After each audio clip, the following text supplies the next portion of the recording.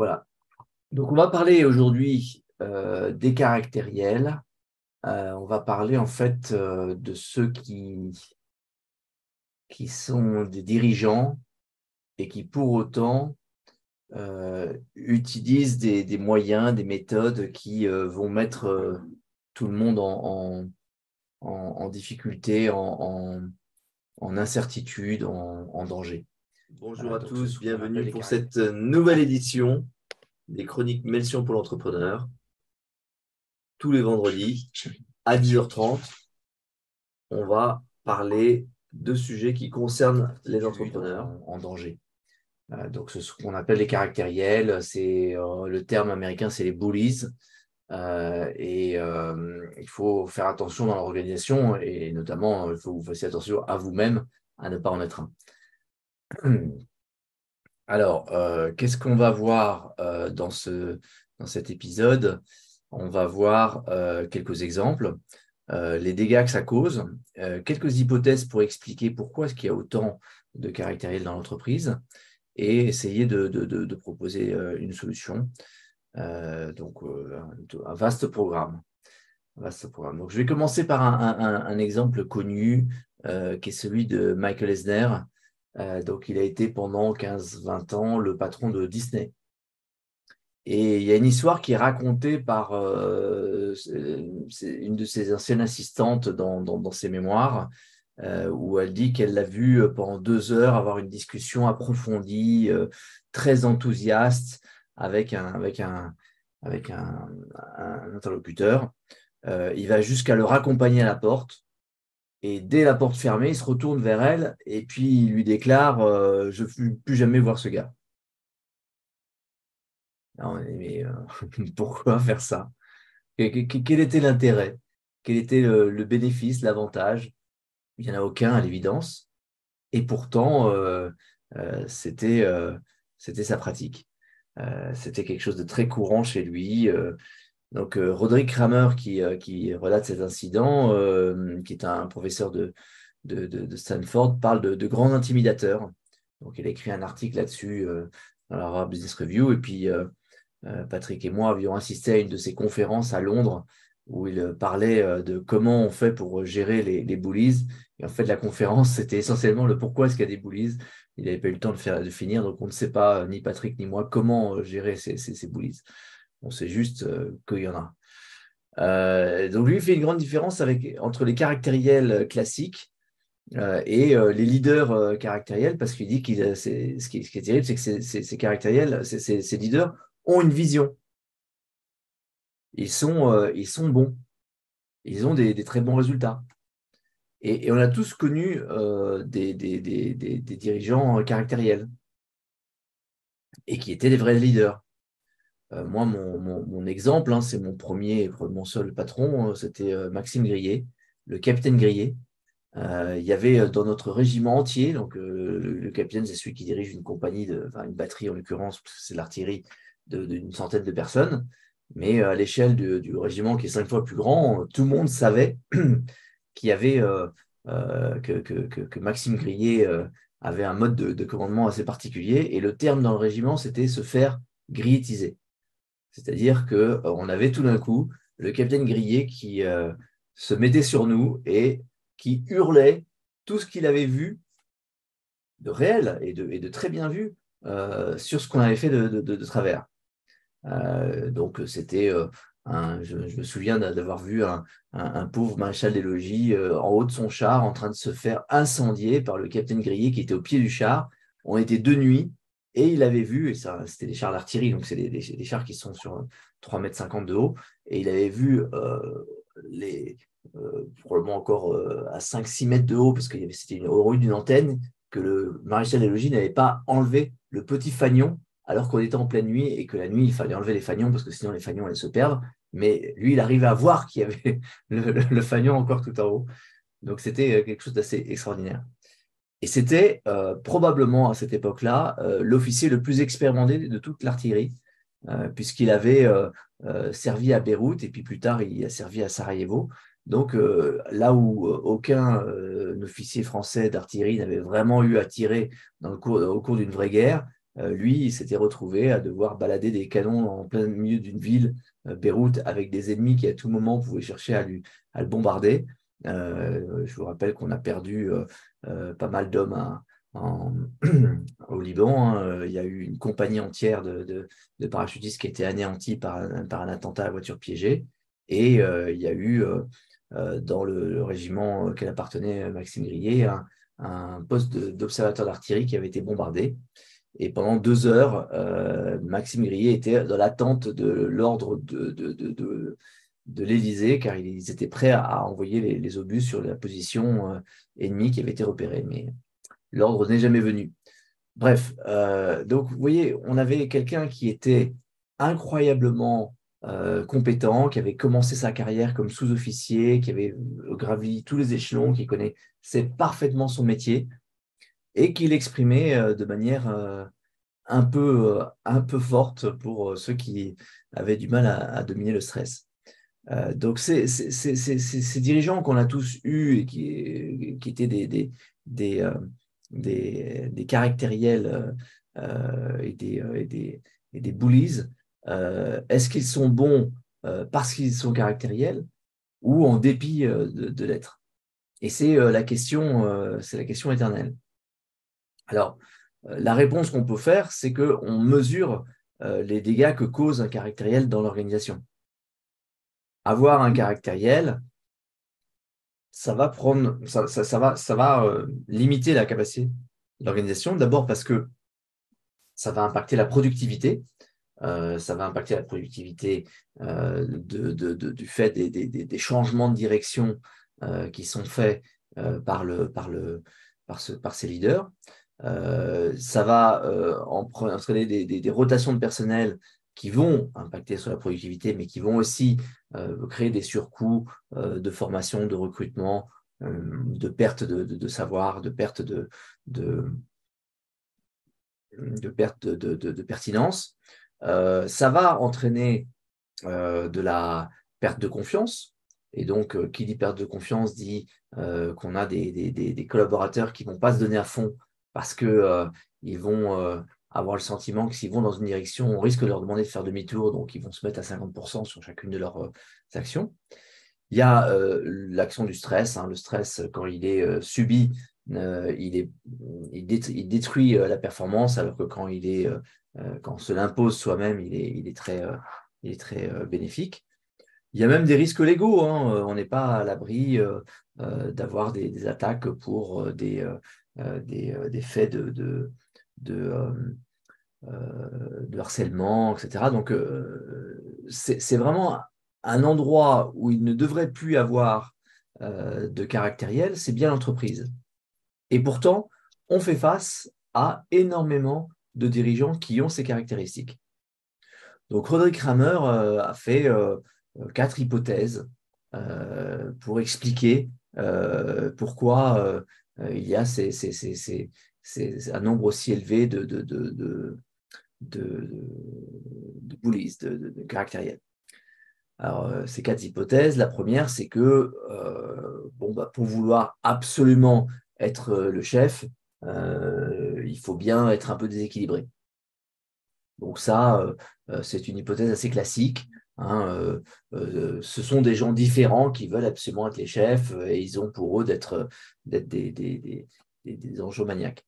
Alors, la difficulté, c'est que ceux qui étudient ce sujet s'aperçoivent que quand ils étaient jeunes, ils n'avaient pas cette personnalité-là. Ils n'étaient pas perçus comme tels. Ils étaient déjà dans la volonté d'être des dirigeants, mais ils avaient rarement ces caractéristiques. Donc, ça ne valide pas cette hypothèse. Donc, on va passer à une autre hypothèse. Une autre hypothèse, c'est celle que pour monter dans la hiérarchie, eh ben, il faut se conformer à ses chefs. Donc, si les chefs sont des caractériels, eh ben, on va s'identifier, on va se mettre dans le même mode pour pouvoir progresser. Alors, vous reconnaîtrez qu'on a là un phénomène d'œuf et de poule. Ça a commencé comment? Pourquoi est-ce qu'il y a eu des caractériels en premier lieu?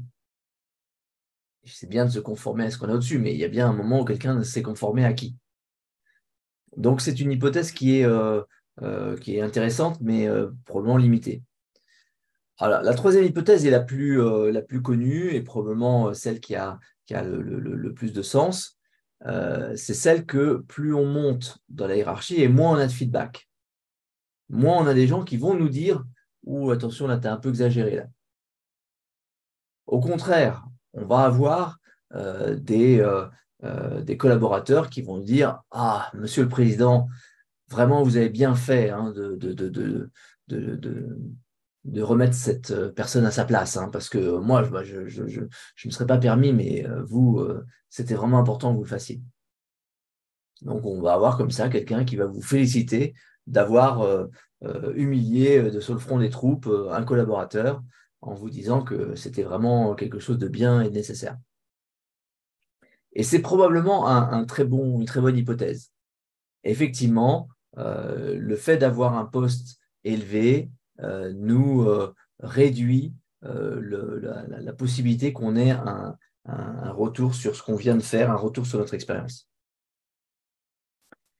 La quatrième hypothèse que va rajouter Roderick Kramer, je voudrais qu'on passe un peu plus de temps dessus, c'est la perte de Dieu.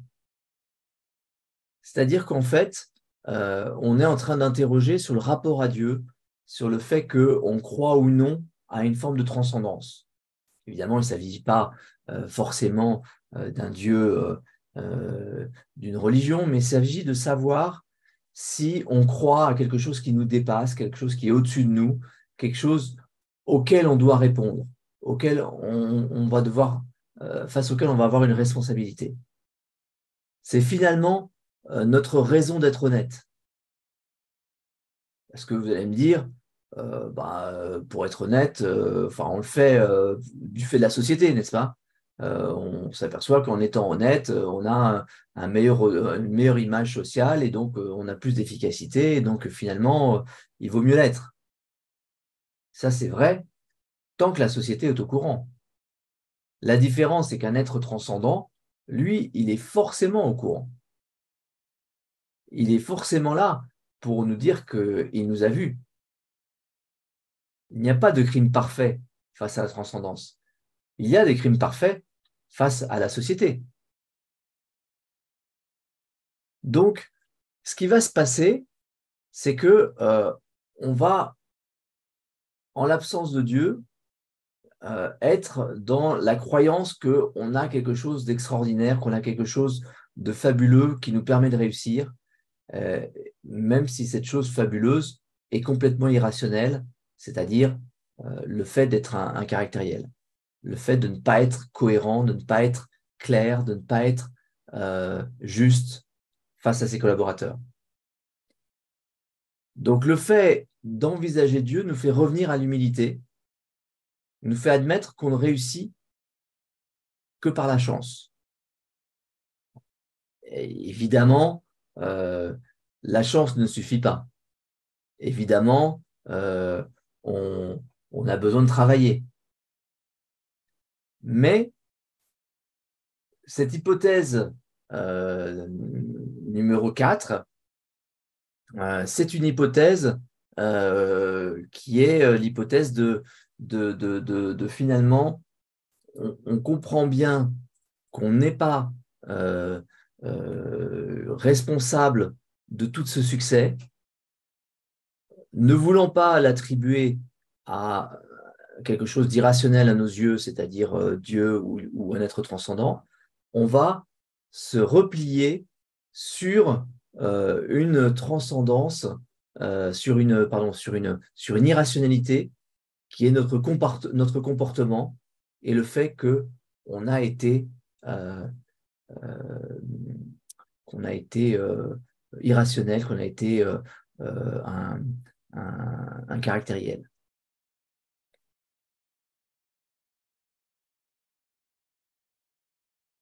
Je ne sais pas si c'était ta conclusion. C'était ma conclusion.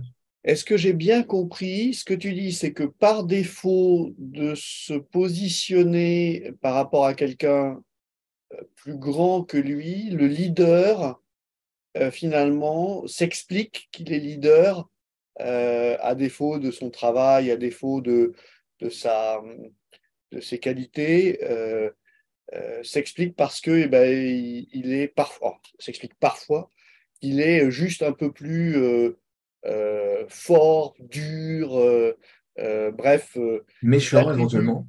hein, Éventuellement méchant. éventuellement méchant. Il y a un exemple comme ça d'un homme politique américain qui expliquait à ses collaborateurs que, il fallait être méchant parce que comme ça, on ne se faisait pas embêter.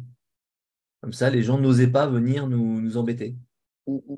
En même temps, les gens n'osaient pas non plus venir nous apporter des informations utiles, n'osaient pas venir nous aider non plus. Mais Vincent, ton micro était coupé. Ouais, pardon. Je disais, ça, c'est plutôt la notion de dissuasion, non? C'est ça? C'est une forme de dissuasion, c'est une forme d'idée que finalement, on n'emmerde pas les sales cons. Mm. Et avec cette idée, on se protège, mais en fait, on perd aussi toute la coopération du corps social. Et d'ailleurs, souvent, ça se paye. Si vous regardez actuellement l'histoire du groupe Casino, on voit un patron caractériel qui est en train d'essayer de survivre au manque de sympathie qu'il a créé et accumulé autour de lui. Donc, il est prodigieusement intelligent, il produit des tonnes de moyens, enfin, il est prêt à tout pour survivre, quelques années de plus, il vient de le démontrer, mais il y a probablement beaucoup de gens qui ont un fusil avec une ligne de mire et qui attendent le moment où il passera devant. Mm. Donc, ça devient de plus en plus compliqué de survivre ou de plus en plus difficile de, de survivre à cette finalement, à ce manque d'empathie, à ce manque de bienveillance dans le management. Est-ce qu'il y aurait une corrélation entre le fait d'être caractériel et le fait de réussir? Tu te souviens ce proverbe américain, When the going gets tough, tough gets going. Quelque part, ça essaie de traduire dans un proverbe que quand les choses deviennent difficiles, c'est les gens difficiles qui peuvent avancer. Est-ce qu'on a une corrélation ou une non-corrélation? Est-ce que, par exemple, le fait de se comporter d'une façon qui est agressive ou inutilement agressive euh, euh, provoquerait, par exemple, un gain à court terme et une perte à long terme, quelque chose de ce genre-là? Il y a une surreprésentation dans les organisations concentrées, les grands groupes, dans les organisations militaires, etc. Il y a une surreprésentation, pas dans les entreprises entrepreneuriales.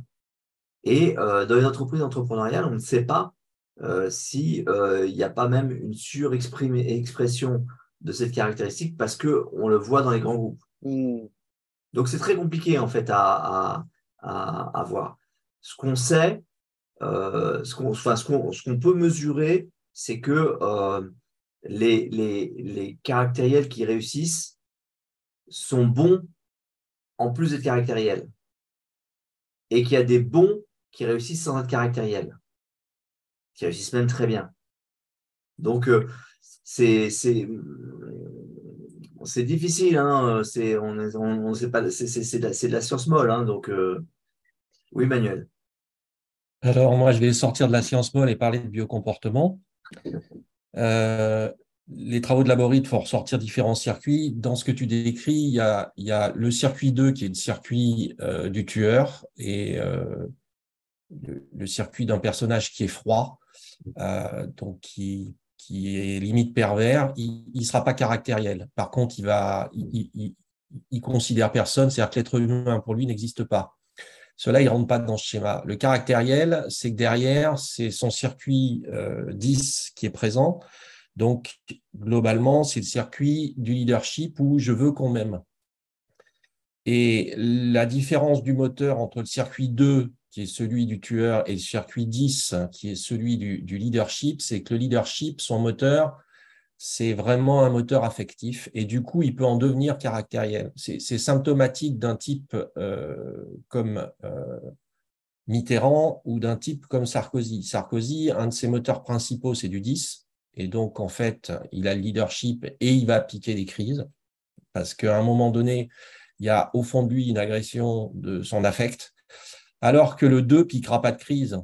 Et Mitterrand avait du 2, c'est-à-dire que le 2, il va complètement dédaigner l'autre et il va le flinguer, mais sans coup férir, mais sans émotion particulière. Voire, il va énormément, les deux vont être manipulateurs. Et ce n'est pas le même moteur de comportement. Je vous engage à vous intéresser au biocomportement. Voilà. Par contre, ça n'enlève rien de ce que tu as présenté. C'est-à-dire qu'on retrouve dans le biocomportement exactement ce que tu as présenté. Voilà. Et puis après, il y a d'autres circuits, et notamment parce qu'on n'a pas un seul circuit, on mélange d'autres circuits et c'est le mélange qui fait que. Voilà. Mais ces deux circuits-là qui dominent dans le monde du patronat, malheureusement, pour le 2, heureusement pour le 10. Voilà. Tapi avait du 10, c'était évident. Et Tapi, pour ceux qui connaissent un peu son histoire, moi, j'ai eu l'opportunité d'avoir des échos à titre privé, était très caractériel. Donc toi, tu dis c'est cette espèce de tension de besoin d'être aimé qui vient tout d'un coup se confronter à la réalité, et c'est à ce moment-là que la colère monte. Un manque de contrôle de ses émotions. C'est profond, exactement. Aïe, on t'a perdu. Tu vas avoir des réactions qui sont liées à tes circuits secondaires. C'est-à-dire que si on a deux circuits à l'empathie, le 9 qui est qu'on souhaite qu'on nous aime, mais on ne veut pas l'imposer. Donc, on est énormément dans l'empathie. C'est le cas de beaucoup, beaucoup de gens. Et puis, le 10, c'est j'impose aux autres qu'on m'aime, donc je suis avec un charisme phénoménal, une forme de leadership. Si on va plus loin, on va retrouver des différences, par exemple, entre l'aîné et le second sur ce terrain-là. Maintenant, il y a des circuits secondaires. Si le circuit secondaire est un circuit type circuit 5, qui est un circuit primaire de défense de son territoire, couplé avec le 10, ça peut être, c'est un bulldog qui est dans une niche et le bulldog va sortir de la niche. C'est exactement ça. Et je sais parce que j'ai eu ce côté-là à titre perso, parce que j'ai un côté, j'ai pas du circuit 10, j'ai ce qu'on appelle un circuit 5 qui fait que on m'avait surnommé le pitbull.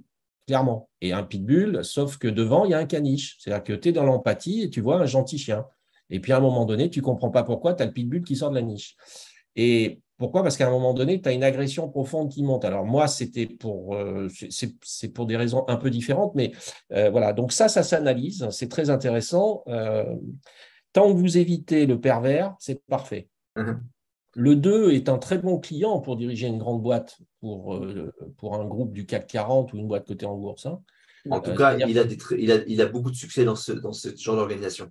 Voilà, c'est ça. Mais le 2, il a zéro émotion. Il ne sait pas ce que c'est qu'être aimé. Il n'a jamais été aimé et il n'a aucune définition de ce que c'est l'amour quelconque. Alors que les autres, oui, ils ont… Qui demandent à être aimés encore plus.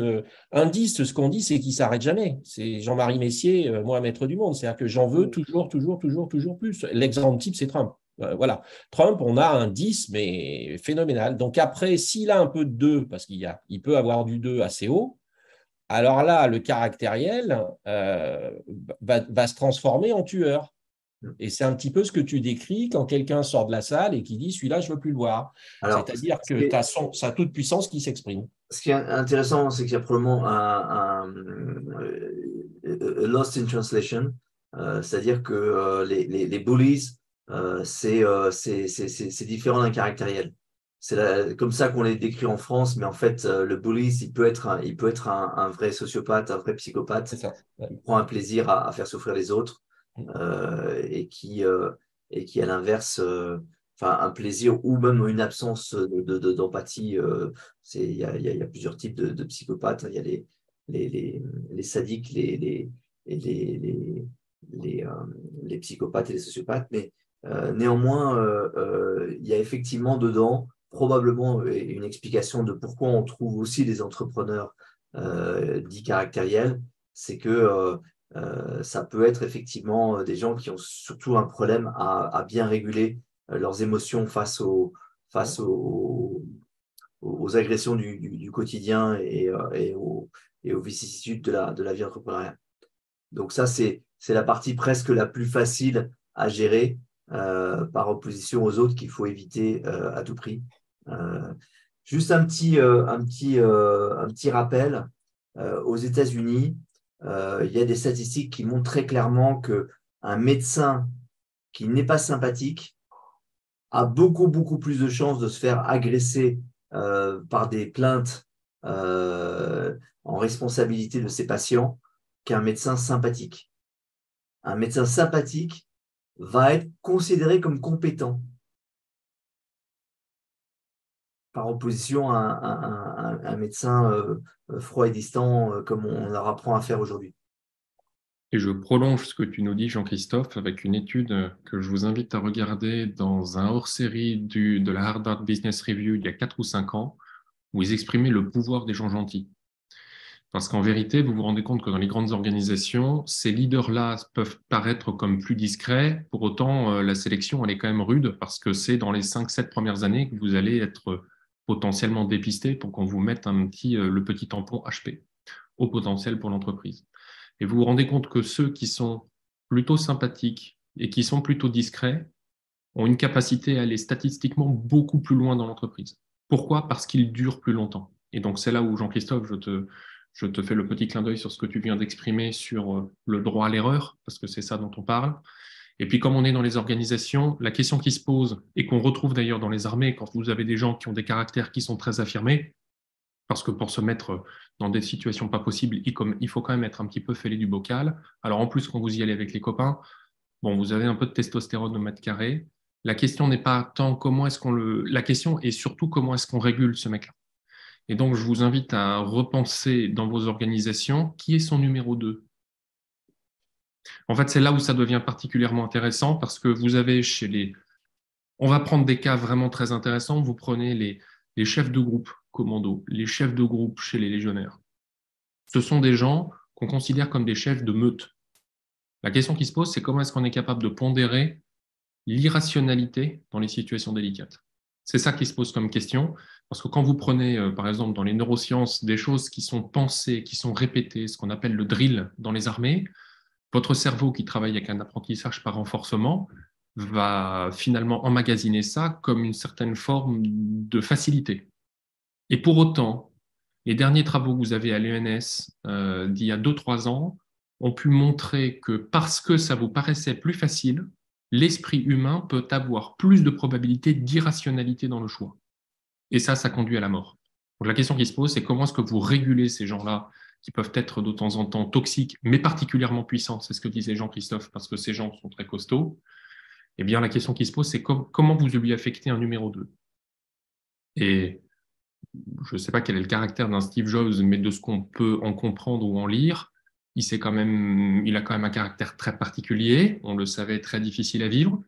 Il s'est fait virer de Apple. Il a eu du bol de se retrouver chez Pixar et de retourner chez Apple. Donc vous voyez que en fait, celui qui est caractériel et qui tire tout seul très fort devant, ça tient. Le jour où il a un genou à terre, tout le monde lui coupe la tête. Pour compléter ce que j'ai dit, il faut bien comprendre que le tueur, ce qu'on appelle le numéro 2 ou le pervers en biocomportement, ce circuit-là, c'est un circuit, c'est pas forcément un individu, est attaché au reptilien.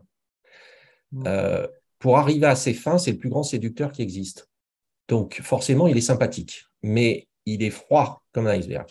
Le 10, qui est attaché à la partie limbique du cerveau, d'accord, donc c'est de l'affect pur et dur, c'est du leadership, donc de la même manière, c'est quelqu'un qui est éminemment charismatique. Je dirais pas sympathique, je dirais charismatique, mais qui apparaît comme sympathique. Il y a une sacrée nuance entre les deux, d'accord? C'est-à-dire qu'au premier regard, on peut avoir la même impression. Au deuxième tour, non. Pour emmener des hommes, il faut du 10. Donc, ce qui va se passer quand on fait des analyses, on sait par exemple que le circuit 2 chez les hommes politiques est extrêmement élevé. Il n'est pas forcément haut, mais il est très présent. Chez les militaires, pour les chefs de groupe, on est plutôt sur du circuit 10 qui est très élevé. C'est-à-dire qu'on a une forme de charisme et de leadership qui remet. Après, la question, c'est si vous prenez un 10 et que vous lui mettez du 2 un peu haut, là, ça commence à faire une sacrée bête à concours. Et c'est ce qu'on retrouve notamment en compétition de haut vol, quand on voit des gens qui participent au JO. Donc, c'est des circuits. Il y en a d'autres. Hein. On est un mélange de 12 circuits, donc ça devient après une combinatoire un peu complexe. Dans ces rapports humains, 80% des accidents d'avion, et j'arrêterai là, 80% des accidents d'avion, c'est dû à du facteur humain. Donc, dans l'aviation de ligne, depuis toujours, on a l'habitude de regarder ce qui se passe dans un cockpit. Ces discussions sont particulièrement suivies. Dans les cockpits à plusieurs, ce qu'on appelle les multi-crew cockpits, eh bien, vous avez différents types de leadership là-dedans, avec des cockpits autocratiques, des laissez-faire. Et c'est passionnant parce que les cultures, par exemple asiatiques versus celles que vous pouvez avoir dans la vieille Europe, sont complètement différentes. C'est passionnant. Et donc, voilà comment est-ce qu'on est capable d'essayer de contrecarrer l'irrationalité potentielle ou la gêne de ces gens toxiques en évitant de se retrouver avec une entreprise ou un avion en retard.